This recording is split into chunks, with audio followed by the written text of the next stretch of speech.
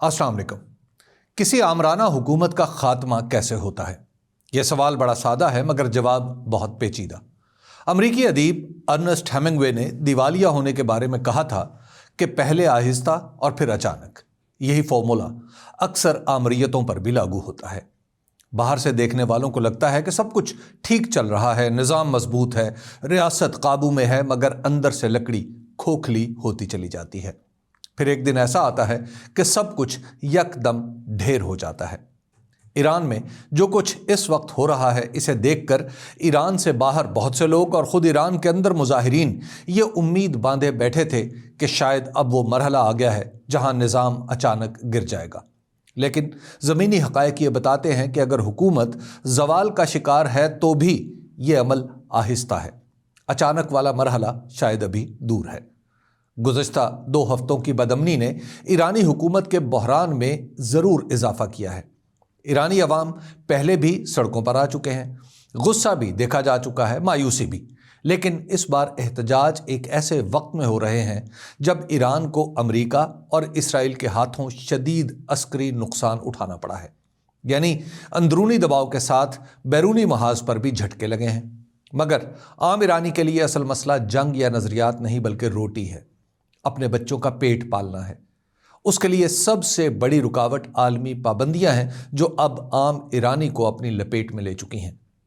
ईरानी मईशत को ताज़ा झटका उस वक्त लगा जब बरतानिया, जर्मनी और फ्रांस ने सितंबर 2025 में वो पाबंदियां दोबारा नाफिज कर दी जो 2015 के जौहरी मुआहदे के बाद हटा दी गई थीं।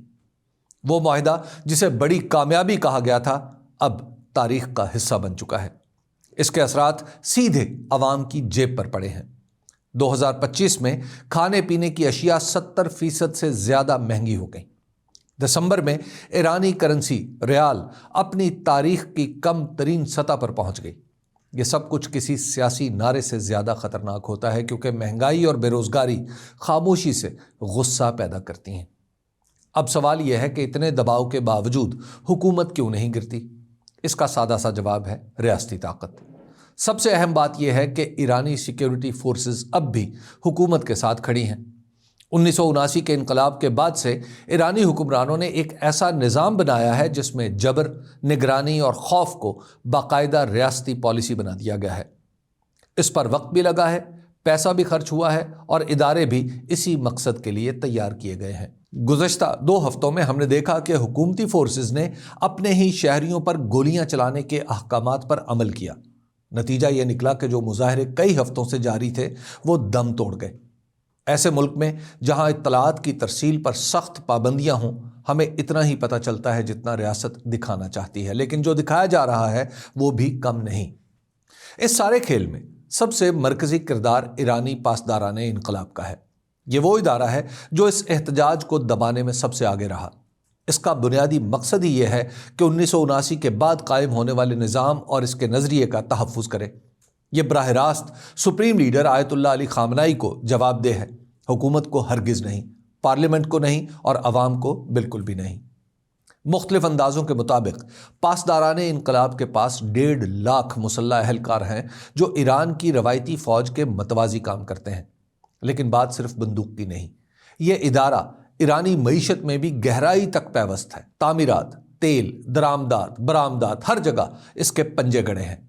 ताकत, दौलत, बदउनवानी और नज़रियाती वाबस्तगी का ये एक ऐसा इम्तजाज है कि इस इदारे के पास निज़ाम बचाने की हर वजह मौजूद है। पासदाराने इनकलाब की एक मुआविन फोर्स भी है जिसे बसीज मलेशिया कहते हैं। ये नीम फौजी रज़ाकार दस्ता है जिसका दावा है कि इसके 10 लाख से ज़ायद अरकान हैं। मगरबी अंदाज़ों के मुताबिक भी इनकी तादाद लाखों में है, जो खुद एक बहुत बड़ी ताकत है। मुजाहिरीन के खिलाफ सख्त कार्रवाइयों में यही बसीज सबसे आगे होती है। 2009 में अहमदीनेजाद के सदर बनने पर इलेक्शन में धांधली के खिलाफ जो मुजाहरे हुए थे उन्हें पासदारान और बसीज ने ही कुचला था। बसीज के नौजवान रबड़ की छड़ियों और लकड़ी की लाठियों से लैस सड़कों पर खड़े थे। उनके पीछे खुदकार हथियार थामे वर्दीपोश अहलकार मौजूद थे। मोटरसाइकिलों पर सवार दस्ते तेहरान की सड़कों पर गश्त करते और जैसे ही कहीं एहतजाज की कोशिश होती यलगार कर देते। وہ مظاہرے جو پورے شہر کو بند کر چکے تھے 2 ہفتے سے بھی کم وقت میں چند طلبہ تک محدود ہو گئے جو نعرے لگاتے اور کچرا دانوں کو آگ لگا دیتے۔ شام ہوتے ہی لوگ اپنی بالکونی اور چھتوں پر جا کر اللہ اکبر کے نعرے لگاتے، بالکل ویسے ہی جیسے ان کے والدین شاہ کے خلاف لگایا کرتے تھے، مگر یہ سلسلہ بھی آہستہ آہستہ ختم ہو گیا۔ اس کا مطلب یہ نہیں کہ سپریم لیڈر اور ان کے قریبی حلقے مطمئن ہو کر بیٹھے ہیں۔ وہ جانتے ہیں کہ لاوا پک رہا ہے۔ اوپر سے امریکی صدر ڈونلڈ ٹرمپ کی دھمکیاں الگ ہیں۔ ایسے ماحول میں حکومت کے خاتمے کے خواہش مند لاکھوں ایرانی نفرت اور غصے کی آگ میں جل رہے ہیں۔ 19ویں صدی کے فرانسیسی سیاستدان اور مصنف وکٹر ہیوگو نے کہا تھا، جب آمریت حقیقت بن جائے تو انقلاب لانا حق بن جاتا ہے۔ ایران کے لوگ اس وقت یہی سوچ رہے ہیں۔ انہیں یقین ہو چلا ہے کہ مذہب کے نام پر لایا جانے والا انقلاب پچھلے 45 برس میں انہیں کچھ بھی نہیں دے سکا۔ تہران میں حکومت اور سپریم لیڈر بظاہر دباؤ کم کرنے کے راستے تلاش کر رہے ہیں۔ ایک طرف جارحانہ بیانات آ رہے ہیں، دوسری طرف امریکہ سے مذاکرات کی پیشکش بھی سامنے ہے۔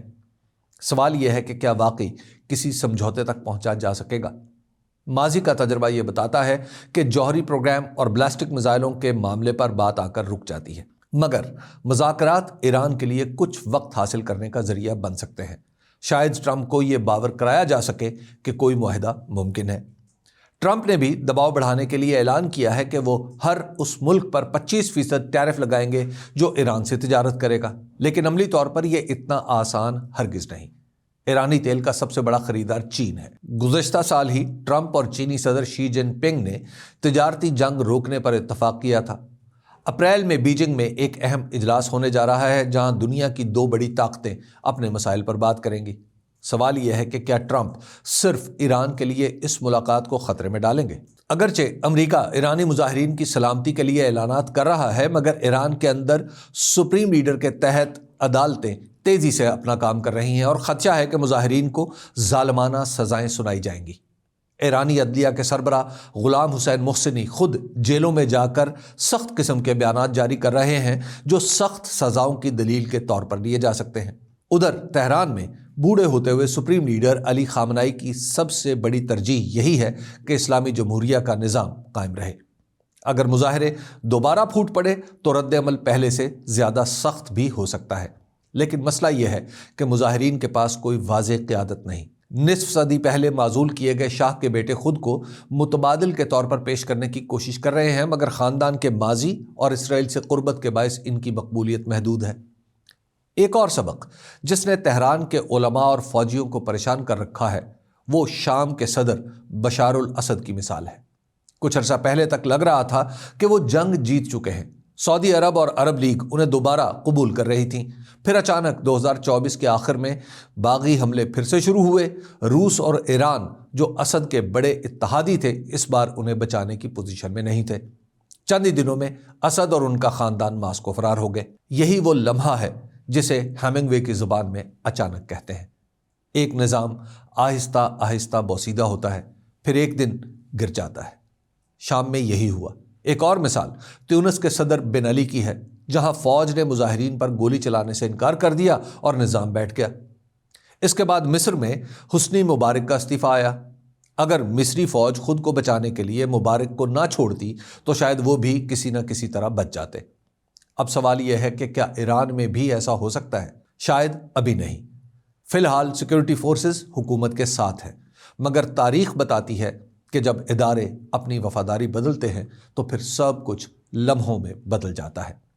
اسلامی حکومت کے مخالفین امید رکھتے ہیں کہ اندرونی اور بیرونی دباؤ بڑھے گا، کوئی قابل اعتبار قیادت سامنے آئے گی اور زوال کی رفتار تیز ہو جائے گی، یعنی آہستہ سے اچانک کی طرف۔ یہی وہ موڑ ہے جہاں تاریخ نئے باب لکھتی ہے۔ ایران اس موڑ سے کتنا دور ہے یہ وقت ہی بتائے گا، لیکن ایسا لگ رہا ہے کہ اب وقت زیادہ نہیں رہا۔ شکریہ۔